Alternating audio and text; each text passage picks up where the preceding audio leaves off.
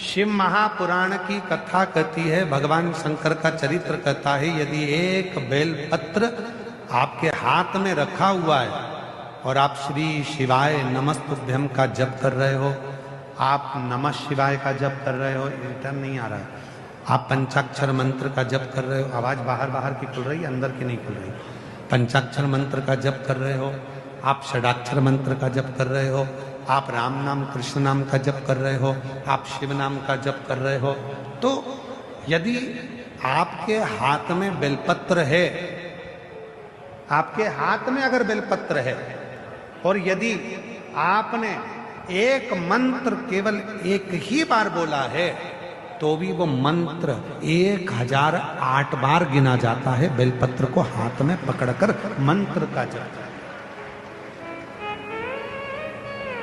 चलो इस बात को छोड़ो, तुम एक अपनी प्रैक्टिकल बात को स्मरण करो, ये बात अब तुम्हें बाद में समझाते, पहले समझो। आपके भीलवाड़ा में कभी यज्ञ हुआ? कोई सा भी यज्ञ हुआ, छोटा बड़ा कैसा भी यज्ञ हुआ, बोलो बोलो, जम के बोलो। हुआ? परिक्रमा करी? जम के तो बोलो, करी, ठीक है। तुलसी जी की कभी परिक्रमा करी? पीपल के वृक्ष की परिक्रमा करी? बट वृक्ष की परिक्रमा करी?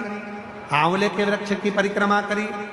किसी भी देवता की जब हम परिक्रमा करते हैं, तुलसा जी की करें, पीपल की करें, व्यासपीठ की करें, भागवत जी की करें, या किसी की भी 108 जब परिक्रमा करते हैं तो अपने हाथ में एक चिरौंजी का दाना रख लेते हैं, गेहूं का दाना रख लेते हैं, या चावल का दाना रख लेते हैं, या पंखड़ी रख लेते हैं, या पुष्प रख लेते हैं, या अपने हाथ में बादाम रख लेते हैं, किशमिश रख लेते हैं, कोई भी 108 सामग्री हम अपने हाथ में रख लेते हैं। कभी किसी से पूछा तुमने कि परिक्रमा करते समय ये 108 सामग्री जो हम चढ़ाते हैं अपने हाथ में लेकर घूमते हैं और घूमने के बाद वहां थाली में चढ़ा देते हैं, इसका फल क्या है? कभी किसी से पूछा? तुलसी जी की परिक्रमा कर रहे हैं और तुलसी जी की परिक्रमा करने में हम हाथ में दाना पकड़े, परिक्रमा कर कर और उस दाने को वहां चढ़ा दिए, उसका फल क्या है?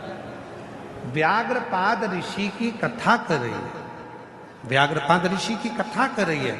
जब भगवान का कोई तप करा जाता है या भगवान की कोई परिक्रमा करी जाती है, अपने हाथ में अगर कोई सामग्री, कोई तुलसी का दल, कोई माला, कोई बेलपत्र जब हम पकड़कर उस तप को करते हैं, मंत्र को जपते हैं या परिक्रमा करते हैं, तो एक परिक्रमा भी यदि हमने बेलपत्री को पकड़कर एक यज्ञ की परिक्रमा करी तो वो 1008 परिक्रमा के बराबर हो जाती है।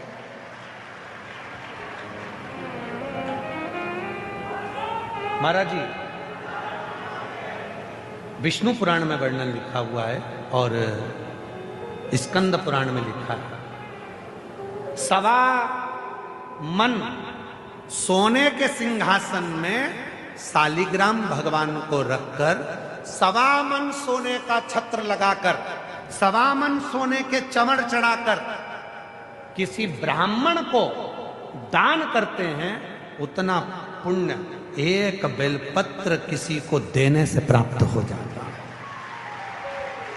महाराज, 1.25 मन सोने के सिंहासन पर 1.25 मन सोने का छत्र लगाकर 1.25 मन सोने के चवण रखकर शालिग्राम भगवान को रखकर दान करने का जो पुण्य है, शिव पुराण कहती है, विष्णु पुराण कहती है, स्कंद पुराण कहती है, कूर्म पुराण कहती है, वराह पुराण कहती है, अग्नि पुराण कहती है, ब्रह्म वैवर्त पुराण कहती है कि एक बेलपत्र दान करने पर वही पुण्य फल प्राप्त हो जाता है जो 1.25 मन सोना देने से।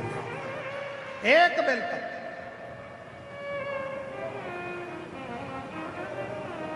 हमारी जीजियां कई बार कहती हैं, महाराज हम माला पकड़ के नहीं बैठ सकते, हम बहुत समय तक जप नहीं कर सकते। हम भी नहीं कर सकते, तुम काय को करते हो? कौन कह रहा है करो? काम करो, घर का परिवार संभालो, बच्चे संभालो, कुटुंब संभालो, रिश्ते संभालो, नाते संभालो, सबको संभालो, और जब मौका मिल जाए शिव जी के मंदिर में जल चढ़ाने जाओ, उन्हीं पे चढ़ी हुई बेलपत्र उठा लो, धो लो, बाबा को बड़े प्रेम से श्री शिवाय नमस्ते, श्री शिवाय नमस्ते, उसको धोकर धीरे धीरे उसको जल से धो, साफ करो, श्री शिवाय नमस्ते, श्री शिवाय नमस्ते। बस जितनी देर बेलपत्र हाथ में रहेगी तुम मंत्र जप रहे हो, नमः शिवाय कर रहे हो, ओम नमः शिवाय कर रहे हो, राम कर रहे हो, कृष्ण कर रहे हो, श्री शिवाय नमस्तुभ्यम का जप कर रहे हो, जितनी देर तुम्हारे हाथ में बेलपत्र है, तुम जितनी देर तक भगवान का नाम ले रहे हो, वो हजार हजार हजार गुना बढ़ता चले जा रहा है। एक मंत्र तुम्हारा 1008 बार,